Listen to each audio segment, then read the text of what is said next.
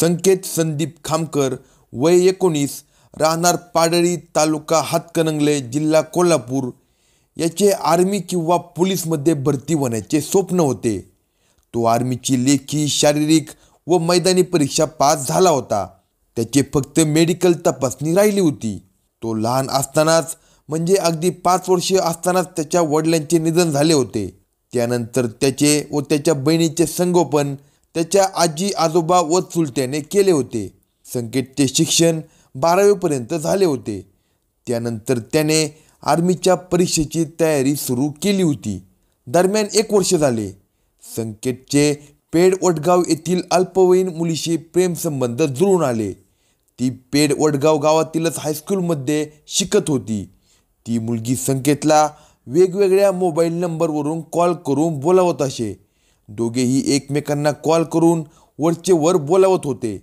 संकेत खामकर हा अधूनमधून तिला भेटण्यासाठी तिच्या हायस्कूलजवळ जात होता.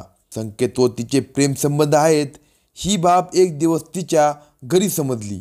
तेव्हा त्यांच्या घरच्यांना संताप येणे स्वाभाविक होते. एकतर ती मुलगी असून शाळेत शिकत होती, ती खूप लहान होती. तसे संकेतही लहान असल्यामुळे त्या दोघांचे वर्तन कोणाला पटणारे नव्हते. तेव्हा तिच्या घरच्यांनी दोघांनाही ताकीद दिली होती. हे संकेतने आपल्या मित्रांना देखील सांगितले होते. शुक्रवार दिनांक 14 जून 2024 रोजी त्या मुलीच्या नातेवाईकांकडे बारशाचा कार्यक्रम होता. हा कार्यक्रम एका मंगल कार्यालयात होणार होता.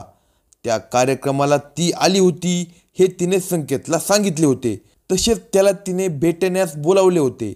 तिला भेटायला जाण्यास संकेतही इच्छुक होताच.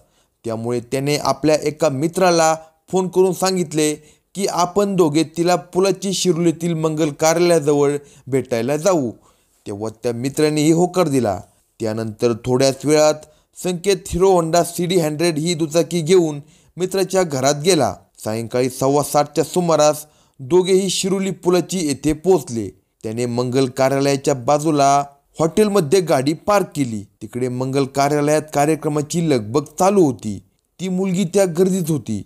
त्यामुळे तिला आपण येथे पोहोचलो आहे हे कळावे यासाठी संकेत आणि त्याचा मित्र मंगल कार्यालयाच्या रस्त्यावर चालत इकडून तिकडून फिरू लागले. थोड्या वेळानंतर तिथे ओमनी गाडी आली.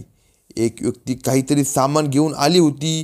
त्या माणसाने संकेतकडे पाहिले आणि त्याच्या डोळ्यातील राग स्पष्ट दिसू लागला. तो रागारागाने संकेतकडे पाहत कारमधील साहित्य घेऊन मंगल कार्यालयात गेला. तेव्हा संकेत मित्राला जवळ बोलावून घेत म्हणाला, हे त्या मुलीचे वडील आहेत. त्यावेळी संकेतला त्या मुलीचा फोन आला. संकेतने आपण बाहेर आलो आहोत आणि तुझी वाट बघत आहोत असे तिला सांगितले. आपण दोघे भेटू असे ती मोबाईलवर बोलली होती. परंतु पाहुण्यांची वर्दळ जास्त असल्याने त्या दोघांची भेट होऊ शकली नाही. रात्रीचे 8:30 वाजले होते तरी तिची आणि संकेतची भेट झाली नाही. शेवटी संकेत आणि त्याचा मित्र वैतागून घरी जाण्यासाठी दुचाकी पार्क केलेल्या हॉटेलजवळ आले. ते दोघे तिथे थोड्या वेळ उभे राहिले. तोपर्यंत त्या मुलीचे वडील योगेश सूर्यवंशी, वय 40, राहणार पेठ वडगाव, तालुका हातकणंगले, जिल्हा कोल्हापूर हेही तिथे आले. योगेश याला महावितरण कंपनीच्या अधिकाऱ्यास काळे फासून तेल अंगावर टाकल्याप्रकरणी 2009 साली सक्त मजुरीची शिक्षा झाली होती. तो जेलमध्येच होता. सध्या तो पॅरलवर बाहेर आला होता. त्याच्या कानावर त्याची मुलगी आणि संकेत यांच्यामधील प्रेमसंबंधाची माहिती गेली होती. त्यामुळे तो चिडून होता. त्याने याआधीही संकेतला माझ्या मुलीचा नाच सोड असे धमकावले होते. पण आता संकेत थेट पाहुण्यांच्या कार्यक्रमाच्या ठिकाणीच हजर झाल्याचे पाहून योगेशचा संताप वाढला होता. रात्रीचे 8 वाजून गेले तरी संकेत त्याच्या मित्रासमवेत उभा असल्याचे दिसताच योगेश हा त्या दोघांजवळ पोहोचला. त्याने विचारले, संकेत तू इथे का आलास? त्यावर संकेत म्हणाला, आम्ही हॉटेलमध्ये जेवायला आलो आहे.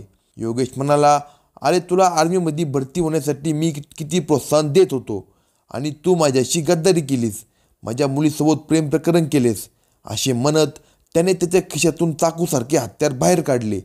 दुसऱ्या क्षणी संकेतची कॉलर पकडली आणि त्याच्या छातीवर डाव्या बाजूला 2 वेळा भोकसले. त्या चाकू हल्ल्याने संकेतला गंभीर जखमी केले. संकेतचा मित्र संकेतला सोडा, संकेतला सोडा म्हणून ओरडत असताना योगेश हा तू इकडे असे म्हणून संकेतला सोडून त्याच्या मित्राजवळ पोहोचला. संकेतचा मित्र मोबाईलवर कोणाला कॉल करत असतानाच योगेशने त्याच्याकडून मोबाईल काढून घेतला. आता आपली ही धडगत नाही हे लक्षात येताच त्या मित्राने घाबरून तिथून पळ काढला. हायवेवर येऊन दुसऱ्या एकाच्या गाडीवर तो सुरक्षित ठिकाणी पोहोचला. त्यानंतर एका मित्राचा मोबाईल घेऊन त्याने संकेतच्या काकांना घडलेली घटना सांगितली. घटना जिथे झाली त्या ठिकाणी जाण्यास सांगितले. दरम्यान या घटनेची माहिती शिरोली MIDC पोलीस ठाण्यात समजताच पोलीस पथक तात्काळ घटनास्थळी पोहोचले. तर पाडळी गावात खुनाची माहिती समजताच खळबळ माजली. दुसरीकडे संकेतवर खुनी हल्ला केल्यानंतर योगेश सूर्यवंशी याने बेळगावच्या दिशेने पळ काढला. शिरोली MIDC पोलिसांनी योगेशला पकडण्यासाठी वेगवेगळी पथके बनवून शोधकार्यास पाठवली. शेवटी पोलिसांनी योगेश सूर्यवंशीला बेळगावच्या पुढे एका गावात पाठलाग करून पकडले. शिरोली MIDC पोलीस ठाण्यात आणून त्याच्या विरुद्ध कलम 302 प्रमाणे गुन्हा नोंद केला. अशाच नवनवीन क्राईम स्टोरी ऐकण्यासाठी कलम 302 या मराठी चॅनलला सबस्क्राईब करा आणि हा व्हिडिओ आवडला असल्यास व्हिडिओला लाईक करा. तसेच आपल्या प्रतिक्रिया कमेंट बॉक्समध्ये कळवा.